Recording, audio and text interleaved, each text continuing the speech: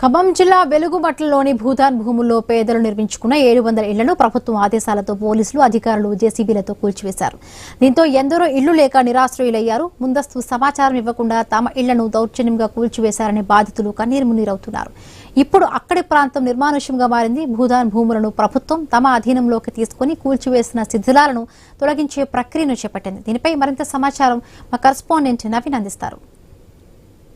ప్రస్తుతానికి I news team ఖమ్మంలోని వెలుగుమట్ల భూదాన్ భూముల్లో ఉన్నాం.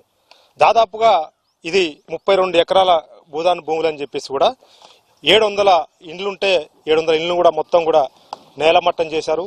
సుమారుగా ఇప్పటికి 18 రోజులు అవుతున్నాయి. 18 రోజులు గడుస్తున్నా కానీ వెలుగుమట్లలో భూములు కోల్పోయినటువంటి నిర్వాసితులకి ఎలాంటి న్యాయం ఇప్పటికి కూడా జరగలేదని చెప్పేసి కూడా రోజుకొక ఆందోళన చేపడుతున్నారు ఇక్కడ ఉన్నటువంటి నిర్వాసితులు.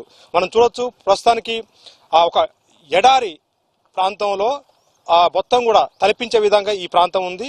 ఒక యుద్ధం జరుగుతున్నప్పుడు బాంబులు వేస్తే ఏ విధంగా ఉంటుందో ఆ విధంగా ఈ ప్రాంతాన్ని మొత్తం కూడా మనం చూడొచ్చు. ఆ కెమెరామెన్ చూపెట్టే ప్రయత్నం కూడా చేస్తాడు పూర్తి స్థాయిలో. ఎందుకంటే ప్రస్తుతానికి ఇరాను ఈ యుద్ధాలు జరుగుతున్నాయి కదా, ఈ యుద్ధాలలో కనుక బాంబులు పడితే ఆ ల్యాండ్ కానీ అక్కడ ఉన్న సిచ్యువేషన్ ఇల్లు కూలిపోయి ఏ విధంగా ఉంటుందో ఆ విధంగా ఈ మొత్తం కూడా భూదాన్ భూములలో కట్టుకున్నటువంటి ఇండ్ల పరిస్థితి అని చెప్పుకోవచ్చు. మొత్తం కూడా నేలమట్టమైనటువంటి సిచ్యువేషన్ కనపడుతుంది. అయితే ఇప్పటికి కూడా అంటే 18 రోజులు గడుస్తున్నా ప్రభుత్వం వాళ్ళకి ఏదో ఒకటి స్పష్టమైనటువంటి హామీ ఇచ్చి వాళ్ళకి కావాల్సినటువంటి నిర్వాసితులుగా ఉన్నారు కాబట్టి వాళ్ళు ఖచ్చితంగా వాళ్ళకు ఇల్లు కావాలంటున్నారు, లేదంటే భూమి ఉన్న వాళ్ళకి ఇల్లు కట్టిస్తూ ఉంటారు. కానీ ఇక్కడ కోల్పోయిన వంటి ఎవరైతే ఉన్నారో 700 కుటుంబాలకు పూర్తి స్థాయిలో కూడా ఎక్కడ కూడా వాళ్ళకి సరిగా భూములు లేవు. ఉన్న వంటి ఇండ్లు కూడా ఏదైతుందో అరకొర ఇండ్లే ఇవన్నీ కూడా చూడొచ్చు. మొత్తం కూడా వీళ్ళు ఉన్న వంటి ఇల్లును అంటే వాళ్ళ దగ్గర ఉన్నటువంటి డబ్బులతోటి ఈ ఇల్లు నిర్మాణం చేసుకున్నారు. దాదాపుగా 10 ఏళ్ల కాంచి ఈ ప్రాంతంలో ఉన్నటువంటి సిచ్యువేషన్ కనపడుతుంది. ఒక్కసారిగా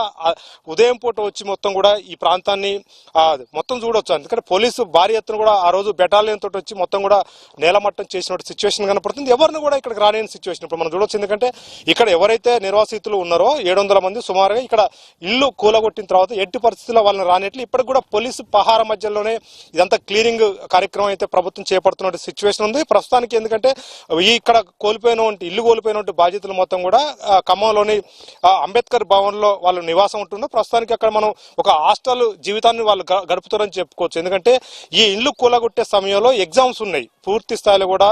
ఇప్పటికే మనం చూసుకోవచ్చు ఇంటర్ ఎగ్జామ్స్ ఉన్న సమయంలో ఈ ఇళ్లను కూడా కూలగొట్టారు. ఆ రోజు చాలా రోదన పడ్డ సిచ్యువేషన్ కనపడుతుంది ఆ రోజు. ఎందుకంటే పూర్తిగా మనం ఆ సమయంలో మనం చూడొచ్చు పూర్తిగా అడ్డుకున్నారు. ఎందుకంటే పిల్లలకి ఎగ్జామ్స్ ఒక పక్క ఎగ్జామ్స్ ఉన్నాయి, హుటాహుటిన వచ్చి కూలగొడుతున్నారు. భూదానికి సంబంధించిన భూములు మాకు పక్క అనుమతులు ఉన్నాయి, అనుమతులతోటే మేము ఆ రోజు కట్టుకున్నాం. మా కోర్టు కూడా అనుమతులు ఇచ్చింది. అప్పుడు కోర్టు కూడా ఇక్కడ రోడ్ల సౌకర్యాలు కానీ విద్యుత్ సౌకర్యం ఇవన్నీ కూడా చేయాలని చెప్పారు. అప్పటికి చేసిన సిచ్యువేషన్ కనపడుతుంది. అయినా కానీ ప్రభుత్వం వినకుండా మొత్తం కూడా కూలగొట్టింది. ఇప్పుడు 700 కుటుంబాల బతుకులు రోడ్డున పడ్డాయని చెప్పేసి కూడా రోజుకొక పార్టీకి సంబంధించిన నేతలు వచ్చైతే ఇక్కడ నిర్వాసితులకు సంఘీభావం తెలుపుతున్నట్టు సిచ్యువేషన్ కనపడుతుంది. ఏదైనా కానీ ఇప్పటికైనా దాదాపుగా 18 రోజులు గడుస్తున్నాయి.